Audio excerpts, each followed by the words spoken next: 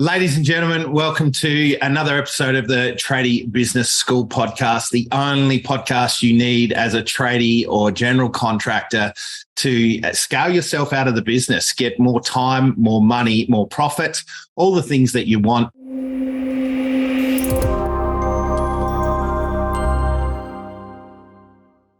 I am joined with the wonderful Louise Ledbrook from Organise Yourself. We've had her on the show before. She brings some gold with productivity and organising yourself. We've got an absolutely cracker topic. Keen to get stuck into it. Thanks for joining us again, Lou. How are you today? Great to have you here. Thanks. Yeah, thanks for having me on. I love being on this podcast, so thanks for having me again. You are most welcome. Now, we kind of talked about a couple of topics, one being procrastination, one being delegation. And what I found with those topics is they lead quite often to the next thing, right, which we're going to talk about, which is abdication, and what I really want to dig down in is the difference between abdicating and delegating, because what we've seen and experienced many, many times now is, both me personally and in and around different other businesses, is people getting to the point where they're so tired and stressed that they're procrastinating, that they've got distractions, that they start handing stuff off and they don't really do it in a structured way, but they wrap it up as I'm a leader and I'm delegating. When we talk about it, and what we've discovered over years through my own efforts of delegating under the guise of delegation, it's actually been abdication. So I'd really love to get your thoughts on it. I know you've got some powerful insights into the differences. So over to you. Well, firstly, don't be so hard on yourself. No, I know. I was doing, at those points in time, I was doing the absolute best that I could. Yeah. Exhausted, burnt out, stressed, financial troubles, all those things. Like it's easy, and for the people listening at home, I did this. Like I thought I was delegating in a really smart, clever manner. And, but unfortunately I didn't have the systems and processes and the KPIs and things to track and measure people's progress to actually be delegating. I think I've just given it away, some of the differences between delegating and abdicating, but I got to the point where I was so exhausted, and you were there for some of those times, Lou, back, years ago, where I was like hands off, and it's just like, who can do this so I don't have to, because I just can't come at it anymore. So in a bit of it. And I think that's the key to it, right? So when you can identify that you're in that place of, I need to get this off my plate, so I've just handballed it, and if you were to think about, if I was in their position and that's what I was given, could I do this really well? But we're so tired at that point that we don't think about that. We're like, I need it off my plate. I'm so busy. I'm so frantic. I need to get money through the door, but this thing needs to be done. And you kind of like dump it in someone's lap. Yeah. And I think that's the start of understanding that it's abdication, not good delegation.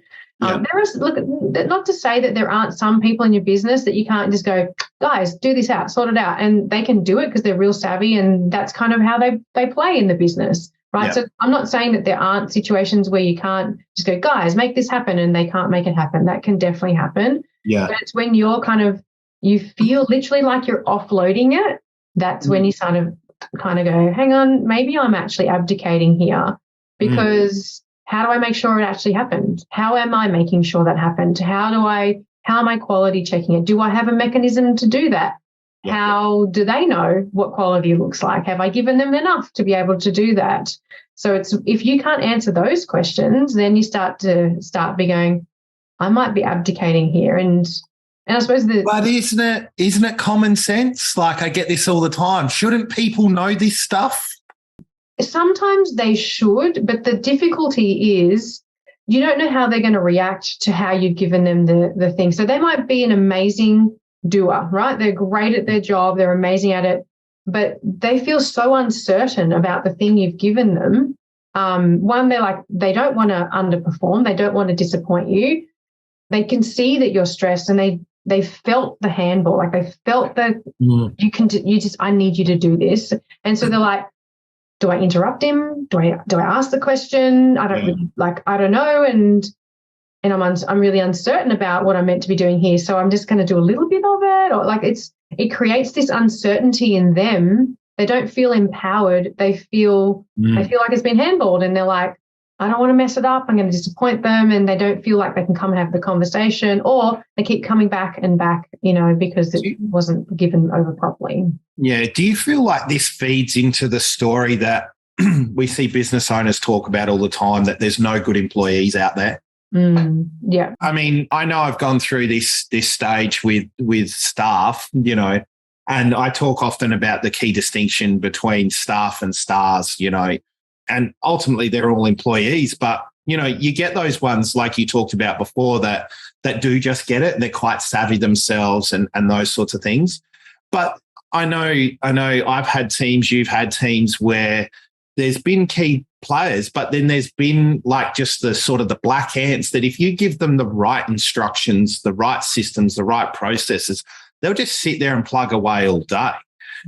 But if you give those same black ants nothing, then they just kind of sit there twiddling their thumbs. They crave that leadership, they crave that direction. And I think, from my own experience, that's the real important metric or a real important part of having good employees. Sometimes, and I know I've been on podcasts where I've talked about, there's no bad employees, there's bad leadership, because it comes down. But business owners and leaders, they don't want to, they've got a lot of responsibility. They don't want to be taking extra stuff on. And it gets to a point where I think it leads down to that path, what's the point? I may as well do it myself. I mean, how many times have I said that to you? Yeah. But I think it's also about changing your mindset and transitioning to being the CEO of the business, and so making the time or choosing that the time that's important for you to spend is on leading your business, not on, because a lot of the times, you might be still on the tools and still leading the business. And so you're a bit torn between the two. Yeah. But really consciously moving towards the majority of your time on leading the business and being passionate about growing your people and supporting your people and giving them what they need so they can grow your business. So you are off the tools eventually, you want to get to the point where you have enough revenue and staff that you can get off the tools and just be leading the business and an empowering, amazing team. Yeah, and I think this is really important, like understanding this difference between abdicating and delegating and the critical distinctions between the two. Like, to really scale a business, this is so critical because you can scale a business super fast and it will implode systems and processes and things. The wheels really come off when you're in that abdication stage, when you're not checking in, when you've just walked away and hands off, that when you're not got metrics in place, you've got no way to confirm things have been done. Like when you don't have those things in place, like the business can go on and give you this false impression that everything's amazing. But once it gets put under a bit of pressure or there's analytics, it's just, blows up in your face, and experienced this before. Whereas when you've got that healthy delegation in process, it's about really nurturing your employees and empowering, like you said, to be able to do things in the way that you would have done it, not necessarily in the way you would have done it, but that gets the same outcome had you have done it, and I think that's people get lost in that. Yeah. Yeah. Oh, totally. I've seen it before. So the thing with abdication is it either has a really quick response or it's a long kind of tail and then bang, it all falls apart, like you said. So it appears like it's kind of worked. Yeah. Like you've disappeared, people are doing stuff, and then the business hits a pothole, and that's when all four wheels fall off, not just one. You're like, whoa, what happened? You're like, but I delegated everything. No, you abdicated and then you didn't lead them. Like, you have to still lead the team. Someone has to actually ultimately steer the ship and make sure the wheels are staying on and all the nuts actually were done up tight and all that kind of stuff, I think my experience certainly has been like over a period of time, that's when it gets found out. Like you hire somebody and you drop them in a role and say, right, these are your responsibility. And because they want to keep their job, because they want to impress you, because they want to impress the team, they scramble and they do the absolute best they can, but they've got no real idea. And some people are savvy, like you've talked about before. They have that ability to really get things happening. But, you know, sometimes it's not like that. And I feel like the lag behind when you first abdicated and you just got something off your plate because you were tired, stressed, overwhelmed, overworked, whatever it may be. And, you know, I've hired people because I'm doing 80, 90 hours a week in the field. And it's like, well, it makes sense if I hire someone, I can give them 40 hours. But I just go, right, here's your car, here's your equipment. See you later. Go and sort those jobs out for me. Next thing, I've got the clients on the phone going, who's this bloke that you just sent me? Or, you know, why is this person here? And then it's blowing up in my face because I haven't even gone through a system of notifying the clients that I'm handing over to somebody else. Yeah. The guy's gone out to site. He's got to familiarize himself. He's got to work out what's going on, you know. Whereas I'm like, oh, this is beautiful. I've just delegated 45 hours worth of work. And then all of a sudden it's blowing up in my face. So, and it just creates more work, right? Ultimately, in the end, it creates more work. For not just you, but potentially for the rest of your team as well. Like they all get it. It has a flow-on impact across the business that you can't underestimate as well. You know, other team members, all of a sudden, they start to also, it creates uncertainty just across the whole business. And that's not what you want. You want confidence. You want people to feel empowered, but they want to feel like, we know where we're going. He knows where we're going and he's leading us this way, you know. So are we suggesting that business owners have got to take a little bit more responsibility for what they do and how they do it and how that impacts their employees? Yeah, I think delegation is about making sure something gets done well. Like that's what it's about. It's making sure it gets done, but it gets done well. And the person feels good doing it. Like you want your people to have jobs that make them feel good as well.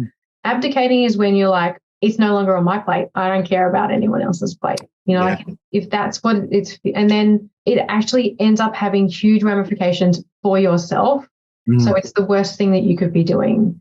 And the reason why we abdicate is one, you said people get exhausted. They just want to get it off their plate, but just spending that little bit of extra time to truly delegate and to put in place mechanisms for you to ongoing support that person will actually repay you tenfold in the end. And so don't opt for that short-term win because it has long-term losses actually. Yeah. So mindful of time, what would you say the biggest, you know, even if it's just the biggest sign that you're abdicating versus delegating? I mean, if I was going to put it into one word, it would be intent. What is the intent behind what you're doing? I mean, is there something, another way you describe it? Like for me, if I'm abdicating, I'm just like, I don't even care, just get it done. Whereas when I'm delegating, it's like, I need you to do this and this is how I want you to do it to get this outcome. Or I don't even care how you do it right now, but these are the outcomes that we're looking and this is how I'm measuring it. Like there's a process there. Like, how would you summarize? I think the intent, sometimes the tricky thing is we're so deep in the chaos, we don't realize that it's our intent. And so I think it's looking at how you're handing it over. So if you really feel like you've lumped it on someone, like you need to stop and go, do they have the systems? Do they have the processes? Do they have the instructions? And are they asking me 100 questions every day, ongoing for weeks on end? If that's happening, then that's when you go, I abdicated. I didn't delegate properly. Yeah, right? That's the sign. And I think that's important too, right? Yeah, and you make a really good point. Like the intent might be that you to delegate it, but delegation, like many of the things that we've spoken about, it's a skill set that you have to practice over and over and over and over again, and understand that you're going to delegate, and it's not going to be full-blown perfect delegation first time. You're going to have to practice it. And like you said, they're going to come back asking 1,000 questions like, okay, what did I miss? Why is this person stupid? Yeah. What did I miss? And taking that ownership and focusing on the things that we can control rather than the fact that this person's coming back to us. Like I love it now. Like it's like, okay, if this person's come back to me for a question, how can I build something so they never have to bother me again? You know, and I think that's, you know, but it's taken years to get there. I think that's important to remember when you're starting out. Yeah, absolutely. But that's an excellent way to think about it, because if we just answer the question and try and get them off our backs, that doesn't necessarily solve the underlying problem, right? So like you're saying, if you go, how do I make sure I answer the question and it's for longevity, they'll never forget it ever again. Yeah, like that's an excellent way to think about it. Yeah, yeah. Well, Lou, it's been amazing once again having you on the show. Like, really interesting topic. It's close to my heart because it was the thing that destroyed business for me, you know, many years ago, was the fact that I got burnt out, I got exhausted, and I abdicated versus delegating. Like, I really wish I'd known the difference back then. And this is part of why we do what we do, is just getting these teachings out there so people can go, oh, shit, I think I might be abdicating versus delegating. And for the listeners, the viewers, you know, if you are concerned that you might be abdicating and you want to learn the skill set, how to delegate, please reach out to one of the team members. Be more than happy to have a chat and help you with that stuff. Don't forget, if you like the show, please like, subscribe, hit that bell, the reminder notifications. And if you want to have a chat to Lou, please check her out and organiseyourself.net. She'd be more than happy to help you sort your life out as well. So, Lou, thanks again for your time. Another great episode. Look forward to seeing you on the next one. Thanks. Cheers. Bye. Bye.